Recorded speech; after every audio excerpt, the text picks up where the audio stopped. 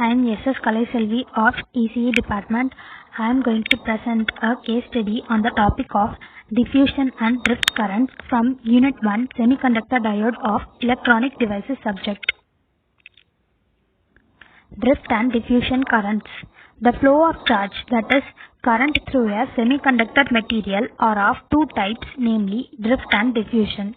That is, the net current that flows through a PN junction diode semiconductor material has two components, drift current and diffusion current. Drift current. When an electric field is applied across the semiconductor material, the charge carriers attain a certain drift velocity Vd, which is equal to the product of the mobility of the charge carriers and the applied electric field intensity E.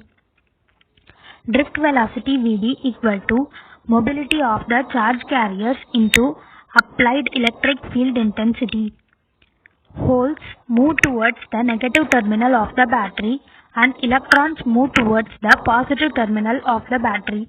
This combined effect of moment of the charge carriers constitutes a current known as the drift current. Thus, the drift current is defined as the flow of electric current due to the motion of the charge carriers under the influence of an external electric field. Drift current due to the charge carriers such as free electrons and holes are the current passing through a square centimeter perpendicular to the direction of flow. First, drift current density Jn due to free electrons is given by Jn equal to Qn mu n Ea ampere per square centimeter.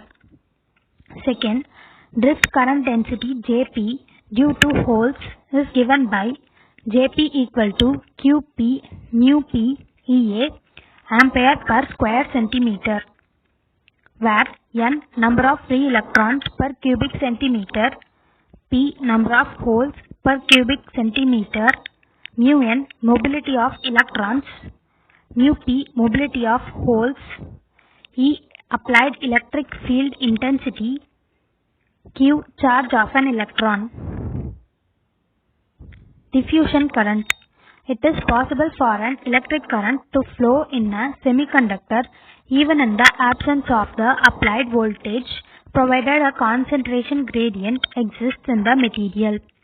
A concentration gradient exists if the number of either elements or holes is greater in one region of a semiconductor as compared to the rest of the region. Here is the diagram and graph for which explains excess hole concentration varying along the axis in an N-type semiconductor bar, and second, the resulting diffusion current. In a semiconductor material, the charge carriers have the tendency to move from the region of higher concentration to that of lower concentration of the same type of charge carriers. Thus, the moment of charge carriers takes place, resulting in a current called diffusion current. As indicated in figure A, the hole concentration P of x in a semiconductor bar varies from a high value to a low value along the x-axis and is constant in the y and z directions. Diffusion current density due to holes Jp is given by Jp equal to minus Q dp by dx ampere per square centimeter.